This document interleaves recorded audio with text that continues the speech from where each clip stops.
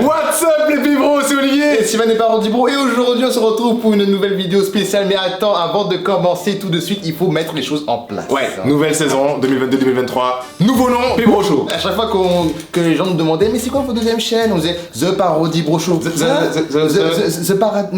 Bibro Show, c'est beaucoup plus simple, c'est efficace. Ensuite, Les gars, il y a un projet qui est sorti il y a quelques jours. Vous le savez, vous êtes au courant. Et le truc c'est qu'on va faire cette vidéo pas tout seul, bien entendu, on va faire avec celle qui nous a dessiné. Exactement. Marilou va nous expliquer. Alors Marilou, attends, installe-toi, c'est bon, nickel. Alors présente-toi. Eh ben, bonjour à tous, merci de m'accueillir. Moi Avec je grand suis Marilou Le Sage et je suis illustratrice et autrice de bande dessinée. Exactement, parce qu'elle a aussi elle-même une bande dessinée. Il s'appelle Les Petites Meufs, les gars, donc n'hésitez pas aussi, il y aura un lien justement, on va mettre pour que justement, si vous voulez, vous en procurer un. Là, le truc c'est qu'on est le 25 août, on devait sortir ce projet longtemps avant, mais Oui. le Covid, donc ça a retardé. Et là, la BD, elle est juste là, on n'a pas regardé. Non, vas-y, toi, tiens. Vraiment, c'est à moi que revient l'honneur. Exactement. Eh, je stresse. Je suis archi stressée.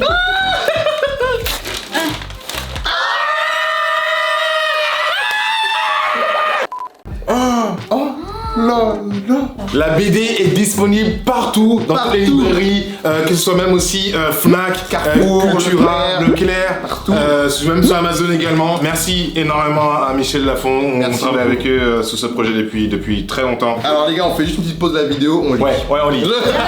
Mais en accéléré, vite fait, juste l'histoire de... Allez, salut, je me casse.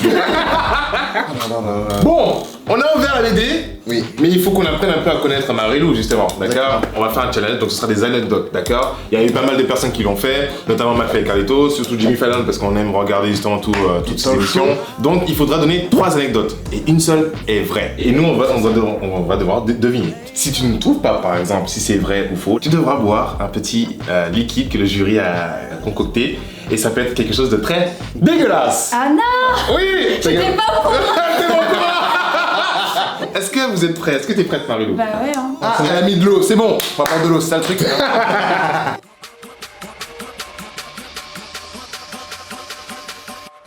dinner's ready.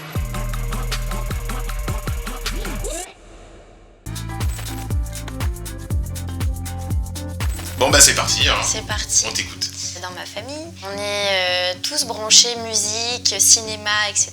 Et en fait, mon père, il est ingénieur du son. Et puis, il s'occupe du coup de caler les voix et d'enregistrer des bruits d'ambiance et des voix d'ambiance. Et du coup, quand j'étais petite, il m'a proposé de prêter ma voix pour faire du doublage. Ok, Voilà, à l'époque, j'étais toute petite, donc je crois que j'avais commencé à 4-5 ans. ok. Et donc j'avais essayé dans un premier téléfilm, ouais, j'avais 5 ans et je devais doubler une petite fille qui appelait sa maman et qui faisait maman.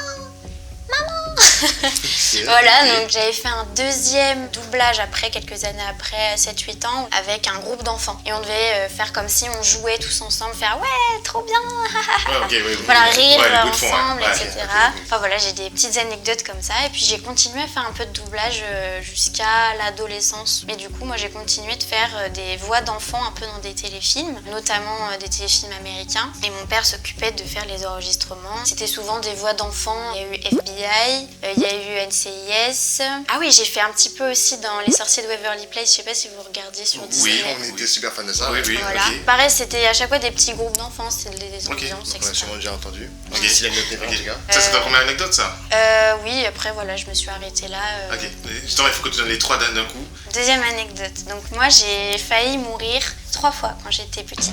Où j'ai fait quasiment une mort subite du nourrisson. Ce qu'on avait là, c'est que j'ai arrêté de respirer Ok, quand j'étais bébé. ok, Et donc ma mère est arrivée pile à ce moment-là où elle voyait que je ne respirais plus. ok. Donc elle m'a fait un massage cardiaque Oui, pour bébé, ouais, pour vraiment que je me réveille, et elle m'a sauvée. Ok. La deuxième fois, j'avais une obsession, c'était le sac à main de ma mère. Et j'aimais trop fouiller dans son sac à main. J'avais 3 ans, on a envie de tout prendre. Oui, normal. Et j'avais attendu que mes parents soient devant la télévision. J'étais allée chercher le sac à main de ma mère. Puis j'avais trouvé une petite boîte avec des petits bonbons. Donc moi je me suis dit, ah trop bien, c'est des Smarties, etc. Je m'avale ça tout rond. Et puis à un moment donné, mes parents se disent, ah tiens c'est marrant, on n'entend plus parler. Ils viennent dans ma chambre et puis j'étais assise par terre comme ça en train de regarder et d'être complètement à l'ouest. Donc j'avais pris des médicaments en fait que je m'étais avalé comme ça, et je crois que c'est des somnifères. Et donc, peut-être pas d'essayer de faire des anxiolytiques, enfin quelque chose comme ça qui fait planer. Donc mes parents arrivent comme ça, ils me voient complètement à l'ouest. Donc du coup, ils m'ont emmenée à l'hôpital pour faire un lavage d'estomac et pour que je recrache tout. Et la troisième fois, j'ai failli mourir. Je pense que je devais avoir 4-5 ans. Et il y avait une piscine et j'ai failli me noyer. J'étais dans l'eau comme ça et en fait, j'étais coincée sous une bâche. Et je me rappelle qu'il y avait des pieds comme ça. Je ne trouvais plus la sortie. Je me rappelle juste de bras qui m'ont soulevée comme ça pour que j'arrive à m'en sortir, quoi. Il y a une des Il y a une des deux qui est fausse. Une des deux qui est fausse, oui. Mais logiquement, parce que s'il y a forcément une qui est vraie dans les 3 anecdotes qu'elle raconte. Ou sinon, on va faire 2, je pense. Comme ça, on peut garder un peu pour après, je pense. Oui, c'est vrai. Allez, parfait, t'as fini. Incroyable. C'était en quelle année que t'as fait le doublage de Waverly Place? Waverly Place, c'était en 2004. Non, est-ce que c'est vraiment... Je sais pas, parce qu'en vrai, J'avais 9 ans. on a regardé sur Waverly Place. J'étais quoi? C'était forcément avant 2010. Oui.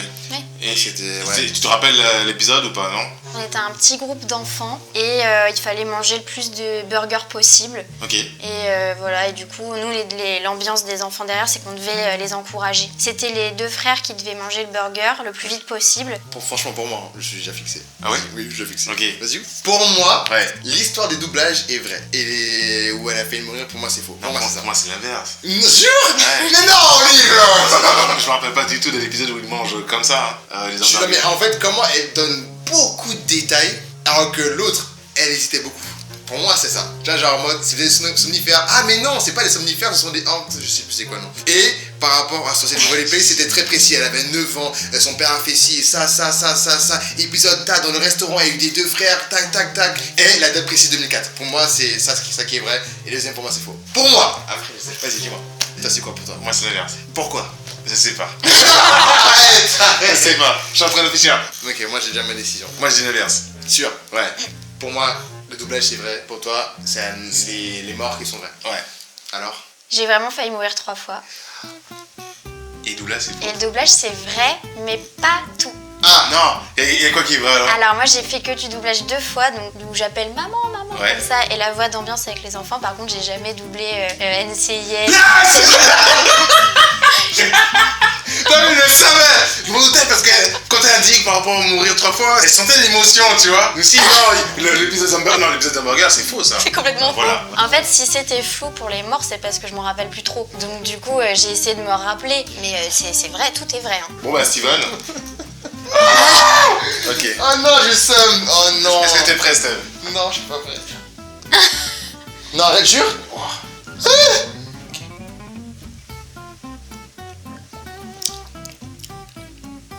C'est bon. What? Mais non. Bien. Attends, il y avait quoi dedans? Jus de raisin, curry et poivre. Ah bah écoute. En gros, c'est pas dégueulasse. Ouais, c'est ça se pas, boit, Ça se boit. C'est pas bon, hein, mais sûrement ça se boit. Enfin, pour moi, ça va. Peut-être que pour vous, ça va pas. Mais T'as pas les lizards, Steve. Ah ouais, t'as pas les gens, il a des trucs comme ça. Mais vous voulez pas goûter? Non, mais non. non, merci, ça va aller. Non, ça va aller. Je remets les choses en contexte. J'étais à l'école et tout, je faisais du sport. Il y avait 2 années où on avait fait du handball. Dans ma classe, il y avait un gars qui savait faire du handball, il était en club. Du coup, en fait, j'ai été gardien de but. Et pourquoi j'ai été gardien de but? Parce que déjà de base, je me suis dit, j'arrive pas à bien tenir la balle parce que j'ai des petites mains en vrai, tu vois. Donc du coup, j'ai décidé d'être gardien. Je me suis dit, pour vraiment me mesurer ou quoi, il faut vraiment que je joue contre mon pote qui joue en club. On a fait quelques matchs et justement, on a fait les équipes. Et je vois que je commence à arrêter. 1 ballon, 2 ballons, 3 ballons. Je vois que à chaque fois que je suis dans l'équipe, on ne perche pas en fait. Le prof, qui lui aussi est expert en handball, était en mode mais c'est juste incroyable en fait. Tu sais être gardien de handball. Il m'a proposé ouais donc si tu veux tu peux venir le mercredi après-midi. On fait des matchs et tout avec des clubs. Comme ça en fait tu peux sûrement intégrer un très bon club. Et je me suis dit vas-y pourquoi pas, je me lance, je vais un mercredi après-midi. Et en fait c'est un truc qu'il m'a pas dit. Il y avait plusieurs équipes, il y avait surtout des représentants de l'équipe de France U14 de handball. Après les matchs du coup, mon prof il vient me dire, il me dit oui voilà, il y avait telle personne représentant de l'équipe de France et tout, il aime beaucoup ton profil et il aurait bien aimé voir tes parents pour voir qu'on discute et tout et pourquoi pas intégrer l'équipe de France tu vois. Et le tout c'est que j'ai voulu en parler avec mes parents, mais le problème c'est que voilà, les l'école c'est important, ça va peut-être me faire dévier des cours. Tes notes n'étaient pas fameuses. Voilà, surtout. Et même moi, je t'avoue que j'étais un peu en mode, j'aurais bien aimé, mais c'est pas mon sport que je préfère. Ok. Moi, c'est le football et rien d'autre, parce qu'à côté, je fais du football. Et du coup, j'ai dit, je suis désolé, je vais pas accepter, etc. et tout. Donc, du coup, je vais continuer à faire le handball à l'école. Et du coup, j'ai refusé une proposition de l'équipe de France de handball. D'accord. La première, tu vois. Deuxième anecdote. Je sais pas si tu sais, mais je suis DJ et c'est un rêve de mixer devant des centaines de milliers de personnes, etc. et tout. Cette passion pour la musique est née quand j'étais au collège. J'ai l'impression que tout s'est fait au collège. Ouais. Et parce que voilà, en cours de musique, j'étais le premier de la classe pendant toutes mes années collège en fait. Les années passent. J'ai mon bac. Tourné avec Junior, Eddie, Laura, etc. et tout. Et du coup, il y a Junior qui a dit ouais les gars, venez, il y a un festival électro et tout, ça va être cool. Et c'est une période où nous, Olivier et moi, on n'avait pas vraiment d'argent. Et Junior, lui, il pouvait se permettre. Et du coup, il a dit vas-y, comme cadeau pour mon bac, il me paye les places carrément. Et là, on découvre le milieu du DJ, d'électro et tout. Et c'est là où j'ai commencé à adorer tout ça en fait. Et après ce week-end, j'ai fait que écouter que ça.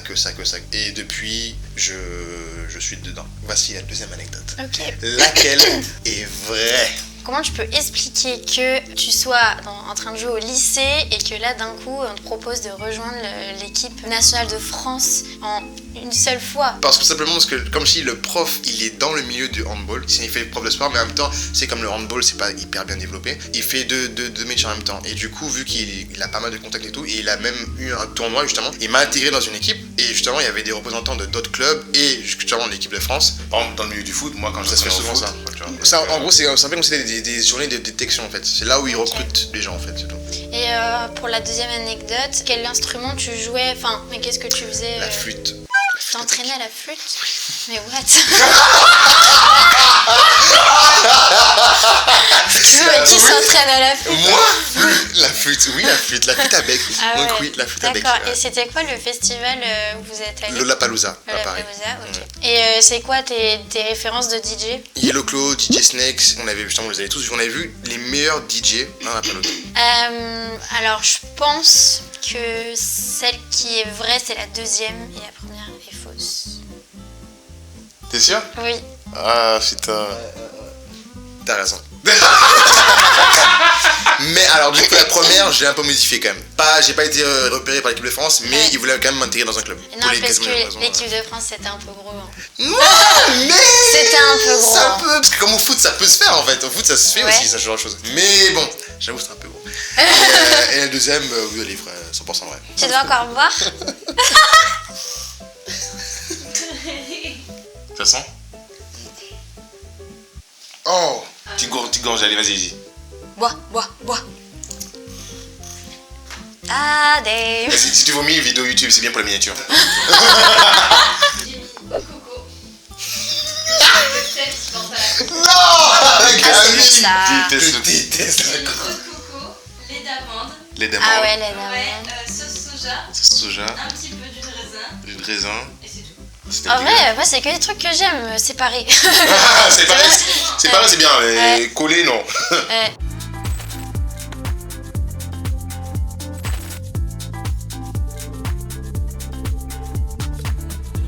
Alors, vous vous rappelez que j'avais dit que ma famille était très portée sur la musique et le cinéma. Et ma mère, elle a toujours adoré chanter. Depuis 10 ans, ma grand-mère regarde, n'oubliez pas les paroles. Ma mère chantait souvent en même temps que les candidats quand ils passaient à la télé. Ma grand-mère dit tu étais beaucoup plus forte que les candidats, tu devrais participer. Et donc, elle s'est inscrite à l'émission. Du coup, il fallait qu'elle trouve un joker pour venir avec elle. Parce que des fois, quand le candidat a un doute, il peut faire appel à son joker et il peut lui demander de l'aide sur le plateau. Et du coup, à moi, elle m'a demandé d'être son joker. Malheureusement, ça s'est pas fait parce que j'avais 17 ans et qu'il fallait en avoir 18. Ok. Voilà, donc la première anecdote. Ok. Donc la deuxième, donc en fait j'étais illustratrice depuis 3 ans et j'avais un compte Instagram qui marchait très bien, qui s'appelle Les Petites Meufs, où je raconte ma vie quotidienne de femme petite avec humour et autodérision. On est concentré, on est connecté, mon frère. Oh là là. Et les gars, on va faire du Losané. Et du coup, j'avais ce projet de BD en tête. Voilà, fallait démarcher des éditeurs, des maisons d'édition et forcément t'as un peu cette appréhension, est-ce que je vais être assez bonne, assez forte, est-ce que mon projet va être pris au sérieux. Et donc je suis allée au festival de bande dessinée à Angoulême, donc c'était en août 2020, puisque c'était l'année du Covid. Et on était allés avec des copines autrices et illustratrices. J'étais pas là en tant qu'autrice vu que j'avais jamais sorti de livre, donc j'étais là en tant que visiteuse. Il y avait une amie de ma belle-mère qui avait des connaissances dans le milieu de la bande dessinée parce qu'elle est avocate dans le droit de l'art. Et elle me dit, il faut absolument que tu rencontres quelqu'un qui va t'aider et te donner impulsion. Et en fait, elle m'a fait rencontrer Zep, l'auteur de Titeuf. Ouais. Mais non. Voilà, elle m'a dit, bah viens, Zep, il dédicace sa dernière BD de Titeuf à Angoulême. Je me suis présentée, il y avait l'ami de ma belle-mère avec nous, et donc il m'a dit, demain, je te fais rencontrer mon éditrice, puis tu présentes ton projet. Je trouve ça hyper sympa, tes dessins, etc. Et donc j'étais hyper stressée, j'étais là en mode, qu'est-ce que je vais présenter? J'avais rien préparé. Enfin, du coup, j'ai rencontré l'éditrice de chez Glénat. Elle m'a dit, j'adore le projet. J'ai montré des dessins que j'avais déjà faits. Voir si Glénat, ils sont prêts à faire ce genre de format, parce que moi, c'était un format un peu blog, c'était pas une histoire construite, etc. Et donc elle m'avait dit, bah envoie ton projet aux éditions Glénat. Et après, je suis allée boire un café avec Zep, et donc il m'a donné plein de conseils pour mon dossier, pour voilà, commencer à fluidifier mon dessin. Enfin, c'était incroyable. Okay. J'ai bu un café avec Zep, et Zep est parti, et après j'ai envoyé mon dossier pour les petites meufs, et c'est là que j'ai trouvé mon éditeur. Ça n'a pas été chez Glénat, ça a été chez Marabout. Alors pour la première, que t'as dit, c'est ne pas oublier les paroles. Juste une question, elle a participé? Non, du coup, elle a fait le casting, mais elle n'a pas participé à l'émission. Il fallait absolument un joker. Ouais. Je pense. Non, j'ai même pas besoin de me poser de questions. T'es sûr? Ouais. Zep c'est vrai et l'autre c'est faux. Mais c'est dans ma tête. Donc en fait, c'est l'autre qui est vrai et Zep c'est faux. Non, c'est. Non, regarde. Je sais pas. T'as vu comme je suis pas bien? Ouais, je sais. Non, mais ouais. Une bonne réponse. Non, mais si c'est toi, je vais boire. Non, mais non, je vais prendre. Mais Zep c'est. C'est quand même. Zep, voilà, c'est Titeuf, les gars. C'est un monument quand même. C'est Titeuf, ça. Bon, en fait, c'est. Non, vas-y. Zep, c'est vrai. Je sais pas bien. Non, c'est faux, en fait. Je sais pas. Non, c'est vrai. Zep, c'est faux. Non. J'arrive à être convaincante parce qu'il y a une partie de l'histoire qui est vraie. Alors, je vous explique. Ouais, t'as vraiment Dans rencontré cette- Zep. Je n'ai pas rencontré Zep. Ok. J'ai rencontré un autre auteur, la BD Les Sisters, il s'appelle Christophe Chesnov, et qui m'avait fait rencontrer son éditrice, mais c'était dans une autre maison d'édition. Oh là là. Et l'anecdote de N'oubliez pas les paroles est vraie. T'as failli, à cause de. Ouais. Le Ouais. fait que t'es mineur, t'as pas pu Oui. vivre. Oui. Oh non, c'est dur. Ah, c'est dur. Non, je bois pour toi, Seb. Non, fais un verre pour moi seulement. Tu sens bien? Ça sent pas? Non, ça sent bon. Ça sent bon? Ouais. Mais attends. Ah, c'est pas bon. Ça va, mais t'as un arrière-goût de vomi. Ah, Oh mon dieu! attends que ça va. Y'a quoi là-dedans? Jus d'orange, Ouais. moutarde et poivre. En gros, au début, ça va, t'es là en mode, oh, du jus d'orange. Et après, quand ça descend, genre, ça a l'odeur du. Je sais pas. Le dessin, Marilou est très bien. Peut-être qu'elle a fait une vidéo sans faute. Pour l'instant.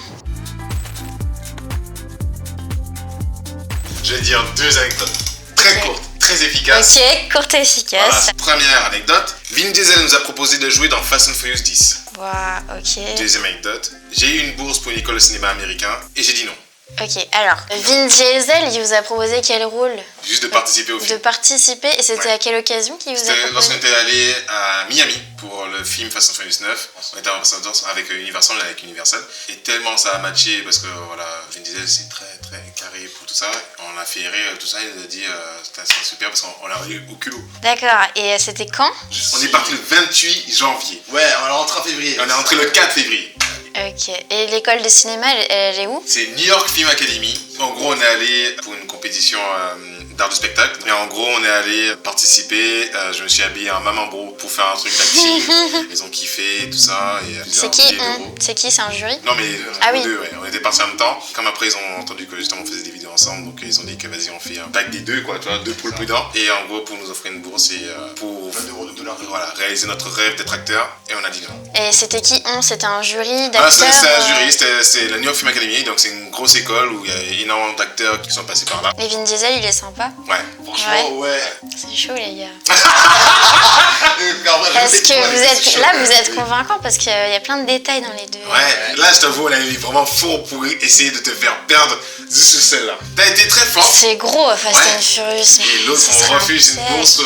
on refuse d'aller. Le plus en plus, c'est gros. Il y a les trucs sur YouTube en fait. Ouais, Ouais, mais moi, je les ai pas vus. ouais, bah, limite, voilà, c'est Ouais. pour ça qu'on a joué là-dessus. Ah, je sais pas, là. C'est gros, Fast and Furious 9, quand même. C'est gros, hein. C'est très gros.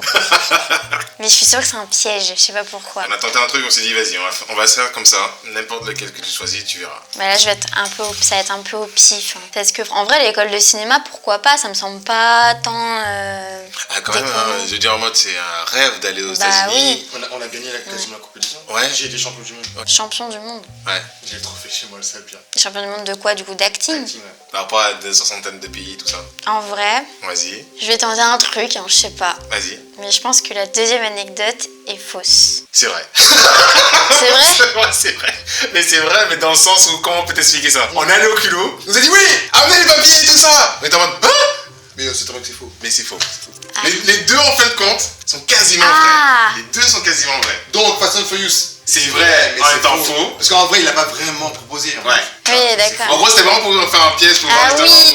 La deuxième, j'ai fait exprès de dire qu'il était champion du monde. Parce que c'est vrai. C'est vrai. Ah ouais? Mais le truc c'est c'est que, trop bien. si tu veux, pour New York Film Academy, c'est vrai à 90%. Vous êtes sur le détail, Non, quoi. en vrai, il nous a vraiment dit de venir dans la récolte. Ah ouais, vous la jouez comme ça, On a fait vous. comme ça. Mais de toute façon, bon, tu vas pas boire parce que les deux sont Ah, faux c'est sur gentil. les détails. Non, les deux sont vrais. Donc vous avez rencontré Vin Ouais, Diesel. ouais, Vin Diesel, oui, il y a la vidéo et justement, on voit justement, il dit ouais, vas-y, attends, ce serait cool et tout, Énorme. on participe et tout ça. Donc on était en mode ouais, on a attendu, qu'on on a attendu pendant longtemps pour. C'est vrai que tout le monde pense qu'on va vraiment jouer dans le prochain, mais non. Non Ou pas Marilou, merci énormément d'être Merci, venue avec Marilou. nous. On espère que vous avez kiffé cette vidéo parce que voilà, c'était justement pour un peu plus connaître Marilou. Ton Instagram, c'est Les petites Les meufs. Petites Meufs.